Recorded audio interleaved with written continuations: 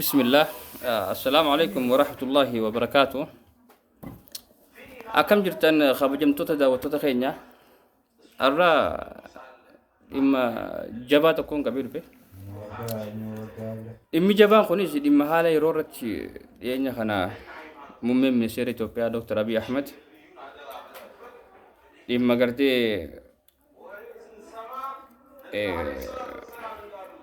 بلبلا قرتي غلانا رتي موتما سومايلاند يوجي تايسن يرتي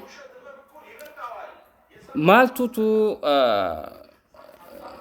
biyya teenya irraa eegama maaltu mootummaa federaalaa gartee ministeerota olaanoo irraa eegama maaltu hawaasa kana irraa eegama akkasumas ana irraas maaltu eegama waan jedhuun irra isinii fi ibsa na caqasaa dhiifama wajjin takaffarratti wanni beekuu qabnu mootummaan federaalaa دكتور أبي أحمد دموتا أجندة بيخيسا غرب بيجالات تيجي جرا هوام بريدة دا خبجمو مم من سيرة توبيا دا دما سا خنا دبلوماسي سا خنا بيوت الله تيوجين بيوت الله هنيا تيجين نجنيان خاروما أم جل كبي خلان أكتفون سكابت غلانا ديما خنا كرتة بلبلا غلانا ديما خنا سينا خيستي نتي جرو جل كباتي في متي أما خا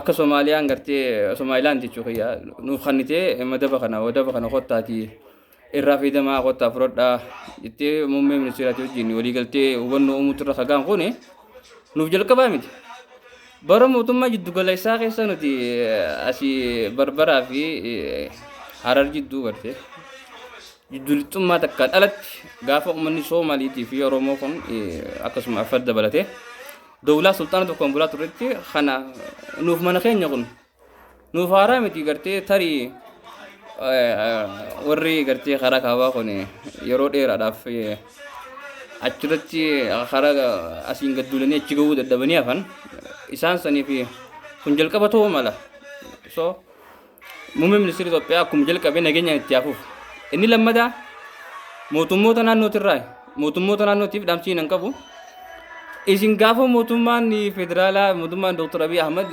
ديما أجندا بيخيسا غربي جالد دبرسي أستني دموان أشي سينيجنا ركولي كشو بيخيسا جرتو غرتي إذن ركولي نانو خيسا تيبود أردا رانجيلا غرتي مغالاتي ركولي جرتون دافو تكتكان hawaasa keessan dhageeffatanii deebisaa itti kennuu danda'u qabdan jechuudha. Abiyyiin eegina sana abiyyiin hin dalagu tana gad deebi'ee dhufu. Kana ka dalagu isin jechuudha. Hawaasa irraa maaltu eegama gaafumatti hawaasni dhimma kana gartee hubannoodhaan miiras gabbiitti ilaaluu danda'u qaba. Akka wanni kun milkaa'uufis du'aa godhuu qaba jechuudha akka faratti. Inni biraa yoo jiraate nageenyi naannoo keessanii akkasuma nageenya mataa keessanii eenyu ol itti gaafatamu fudhatanii isintu eeguu qaba jechuudha. Khabiraati anarraa maaltu eegamaa dhagaa ammaan tana akka hariiroon gartee waa'een balbala galaanaa diimaa harkachuudhaaf nuuf milkaa'uuf maal godhuu qabna jennee anarraa wanni eegamu tokko yoo jiraate anamma dargaggeessa qacalee bareedaa kana wanni gootan yoo jiraate ani Somaliland irraa dubartii bareedduu takka gartanii nafoosisuudha. Maaliif moora hariiroo teenya gartee darankuu waliin cimsachuudhaaf Somaliland irraa nafoosisuudha dubara gartee qacalee gartee ati qacalee hin baana so kunis yaadamuu qaba. An kana yoo kana fuusitan taate nageenya tokkoon rakkoo takkaan alatti nuti hariiroo teenya gartee guddina biyya teenyaatiif milkeessuu dandeenya. Dhimma kanatti yaada. Kanaaf hojii wantoota afran kana yoo hogootan taate karaa gabaabatti jechuudha. Biyya teenya gara gartee guddinaatti gara gartee gara barbaachisuutti ce'uu ni dandeenya. Ammaaf kana godha. Garuu dhimmi jalqaba irratti furuu qabdan yoonii fi anaa fi mijoota akka Somaliland irraa wal nufusitan kun dafeen furama rakkoo salphaadha kun. Tadde. Assalamu alaikum warahmatullahi wabarakatuh.